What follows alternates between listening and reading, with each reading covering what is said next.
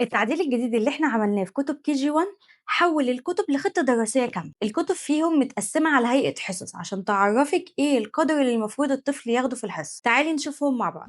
ده كتاب العربي، بدأت لك الأول بكتابة الهمزة عشان دي بتبقى صعبة على الأطفال. قسمت لك الكتاب على هيئة حصص تسهل عليك الشغل، إن الطفل الأول بيبدأ بمراجعة على الحروف اللي فاتت، وبعد كده بياخد الحرف الجديد، وبعد كده بياخد الواجب. هتلاقي كل الحروف بتمشي بنفس النظام، بيبقى فيه مراجعة وبعد كده حرف جديد وبعد كده الواجب. ولأن الثلاث أسئلة دول مهمين جدا في اكتشاف الأخطاء عند الطفل، أنا بدأت لك بيهم كل حصة: املا بالترتيب واملا بدون ترتيب وقراءة عشوائية للحروف، وبعد كده حل أسئلة. وبعد كل مجموعة من الحروف الطفل بياخدهم بنبدأ نراجع عليهم من أول حرف لحد ما وصل ونحل عليهم أسئلة، وبعد كده نديله واجب، والحصة اللي بعديها بياخد الامتحان. وفي النهاية حطيت لك الفهرس ده فيه محتوى الكتاب بالكامل، كل نقطة في الفهرس دي عبارة عن الحاجات اللي الطفل بياخدها في الحصة. وده كتاب الإنجليش في نفس نظام كتاب العربي، بتبدأ الحصة بإملا بالترتيب وإملا بدون ترتيب وقراءة عشوائية للحروف، وبعد كده الطفل بياخد الحرف الجديد وبياخد بعديها واجب. وبعد كل مجموعة من الحروف الطفل بياخدهم بيكون في مراجعة وحل أسئلة، وبعد كده واجب، وبعد كده امتحان على كل اللي خده. واهتميت إن أحط لك في بداية كل حصة الإملا بالترتيب وإملا بدون ترتيب وقراءة عشوائية عشان تعرفي ايه الحروف اللي الطفل غلط فيها. وفي نهاية الكتاب بيكون في امتحان، وحطيت لك في نهاية الكتاب الفهرس اللي بيعبر عن محتوى الكتاب، وكل نقطة فيه عبارة عن الحاجات اللي الطفل بياخدها في الحصة. وده كتاب الحساب، فيه برضو نفس النظام، بيمشي بداية الحصة وتكون أسئلة على كل الأرقام اللي الطفل خدها، وبعد كده بياخد الرقم الجديد، وبعد كده بياخد الواجب. والفرق هنا في كتب الحساب والماس إننا ضفنا لك مجموعة من الدروس اللي بتسهل على الطفل عملية الجمع والطرح قدام، زي العدد التالي والأكبر والأصغر وأكبر منه وأصغر منه يساوي، لحد ما بيوصل لعملية